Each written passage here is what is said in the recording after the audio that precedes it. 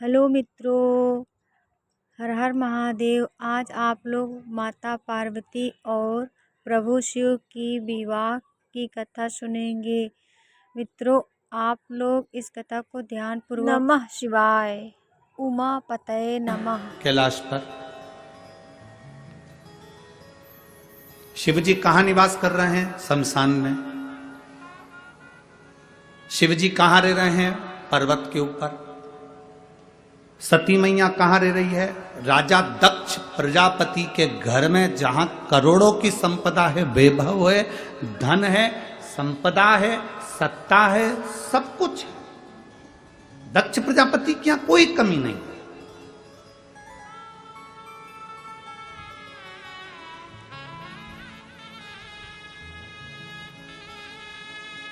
समझाया जा रहा है, सती मेरी बात मान ले तो विवाह मत कर। सती मेरी बात मान ले तो शिव से विवाह मत कर। तू और किसी से विवाह कर लेगी मैं चल जाएगा। कोई धनपति, कोई वैभवपति, कोई सत्तापति, कोई हम ऐसा ढूंढ लेते हैं जिसके साथ में सती तुम विवाह कर लो। सती तुम विवाह कर लो, हम ढूंढ लेते। सती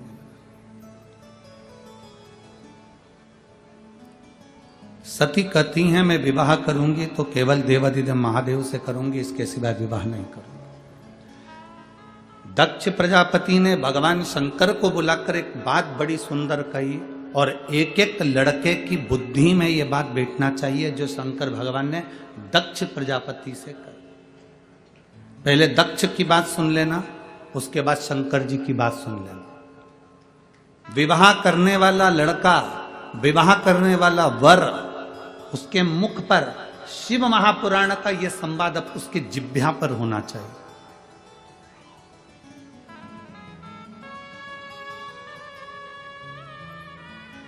दक्ष प्रजापति ने कहा, सुनो शिव, मेरी बेटी सती का विवाह तुम्हारे साथ में हो रहा है।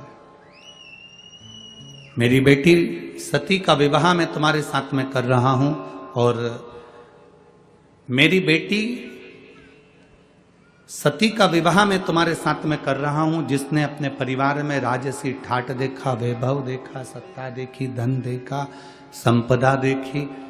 अब मेरी बेटी तुम्हारे साथ में विवाह करना चाहती है। तुम कैलाश पर रहते हो, शमशान में रहते हो, तुम्हारे पास में ऐसा धन, वैभव, संपदा कुछ भी नहीं है। मेरा मन करता है कि तुम जो मांगोगे मैं अपनी बेटी के कन्यादान में वो दे दूंगा। थोड़ा ध्यान देना वनी वालों, बहुत सावधानी से कथा सुनना। और जितने लोग आस्था चैनल पर कथा सुन रहे हैं, फेसबुक यूट्यूब पर कथा सुन रहे हैं, बड़े ध्यान से सुनना। शिव, हे भोलेनाथ शंभु, कन्यादान में तुम जो मांगोगे मैं तुम्हें वो दे दूंगा।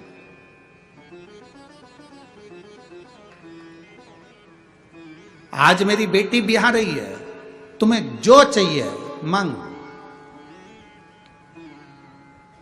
भोलेनाथ जी ने कहा दक्ष प्रजापति को देखकर। दक्ष प्रजापति को जब देखा तो देखकर भगवान शिव ने, भगवान शंकर ने, ओगरदानी ने, त्रिकालदर्शी ने, कैलाशी ने, अविनाशी भगवान शिव ने देखा। और भगवान शंकर ने देखते ही दक्ष प्रजापति के हाथ जोड़ते हुए, क्योंकि ये सती के पिता हैं, मेरे ससुर हैं, सती के पिता हैं, मेरे ससुर हैं, तो हाथ जोड़ते जोड़ते उन्होंने निवेदन किया। हाथ जोड़कर निवेदन करा दक्ष प्रजापति से, ससुर जी, पिताजी, मैं आपकी बेटी की मांग में जो सिंदूर भरूंगा, बस वो सिंदूर भरी हुई बेटी मुझे कन्यादान में दे देना। और वही इतना वर जरूर देना कि सिंदूर जो उसकी मांग में भरा गया है, वो सिंदूर मांग में भरी हुई बेटी आज डोली में बैठ रही है। और ये वर देना कि वो मांग में सिंदूर भरी हुई बेटी एक दिन अंतिम समय पर अर्थी में परिलेटी। उसके मांग में सिंदूर भरा हो, बिना सिंदूर के वो अर्थी पर भी ना लेटे।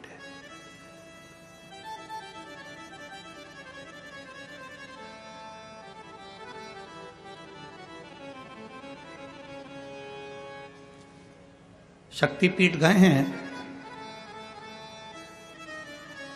किसी शक्तिपीठ के दर्शन करें आप लोगों ने? हाथ तो उठाओ जरा। 52-51 जितनी शक्तिपीठों का स्मरण हमारे शास्त्रों में आता है, उन शक्तिपीठों में जाइएगा। उन शक्तिपीठों में माता पार्वती का स्थान नहीं है, उन शक्तिपीठों में माता सती का स्थान है। क्योंकि माता सती के प्राण छूट गए थे, शिवजी ने उनको कंधे पर धारण कर लिया था।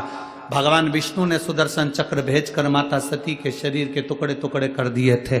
जितने टुकड़े होकर पृथ्वी पर गिरे वो सब शक्तिपीठ के रूप में निर्मित हो गए। और वहां आज भी माता सती के जहां अंग गिरे हैं, उन शक्तिपीठ पर आज भी तुम चुनरी चढ़ाओ ना चढ़ाओ, चूड़ी चढ़ाओ ना चढ़ाओ, उन शक्तिपीठ पर तुम हलवा पूड़ी चढ़ाओ ना चढ़ाओ, पर उन शक्तिपीठ का प्रमाण होता है कि उन पर आज भी सिंदूर और कुंकू जरूर चढ़ता है। उन शक्तिपीठ का निर्माण का सुख ही यही है। और किसी भी शक्तिपीठ पर जाओ, जितने तुम माता रानी के दर्शन करने के लिए जाओ, तुम चाहो जिस देवी के दर्शन करने के लिए जिस शक्तिपीठ पर चले जाओ, तुम्हारे को जिस शक्तिपीठ पर जाना है उस शक्तिपीठ पर जाओ। देवी का दर्शन करने के लिए, तुम माता रानी का दर्शन करने के लिए, तुम भवानी का दर्शन करने के लिए जिस शक्तिपीठ पर जाना चाहो उस शक्तिपीठ पर जाओ। वहां से कुछ लेकर आओ मत आओ, पर इतना जरूर याद रखना, कोई अगर शक्तिपीठ से आ रहा हो तो तुम्हारे मुख से निकलना चाहिए कि हमारे लिए प्रसाद भले मत लाना, पर वहां से थोड़ा सा सिंदूर कुंकू जरूर लेकर आना, रोली जरूर लेकर आना। वो हमारे लिए सौभाग्य का विषय है, वो हमारे लिए आनंद का विषय है।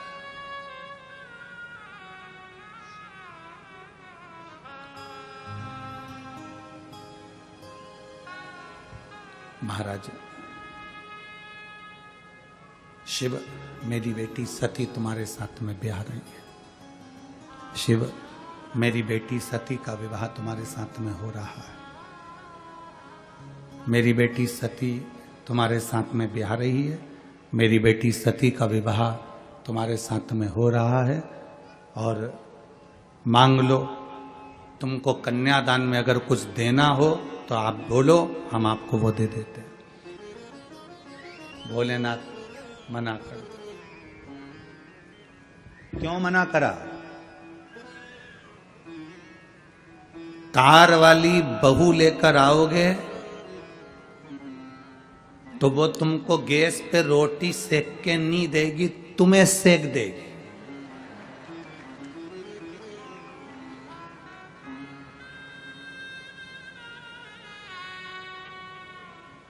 पर संस्कार वाली बहू लेकर आओगे तो जैसे वनी में शिव महापुराण की कथा हो रही है, ऐसी कथा तुम्हारे यहां भी हो जाएगी अगर संस्कार वाली ला।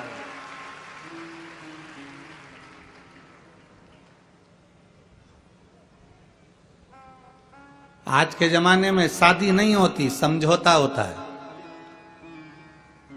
आज के जमाने में विवाह नहीं है, आज के जमाने में खरीदारी है। रिश्ता जहां होता है वहां पहले बात हो जाती है, 10 लाख का, 15 लाख का, 20 लाख का। और माँ बाप भी धन्य हैं जो खरीद भी लेते हैं, क्योंकि इनकी आदत में बेटी